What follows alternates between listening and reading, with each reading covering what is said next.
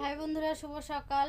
তো সকাল সকাল দেখো কান্নাকাটি স্টার্ট হয়ে গেছে। ওই দেখো আওয়াজ করে না, তাহলে ওরা বলবে যে মেয়েটা বোকা, পড়তে জানে না।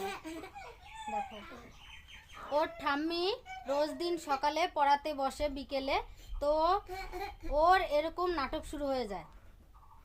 দোকানে যাওয়ার বেলায় কিন্তু সমস্যা থাকে না, দোকানের খাবারের প্যাকেটের খাবারের বেলায় সমস্যা থাকে না, কিন্তু পড়তে বললেই সমস্যা। দেখো ভাবলাম সৃষ্টি সোনা কথা বলতে পারে না, ওর তো আর পড়াশোনা হয়নি, মিষ্টি সোনা পড়াশোনা করে অনেক বড় হবে।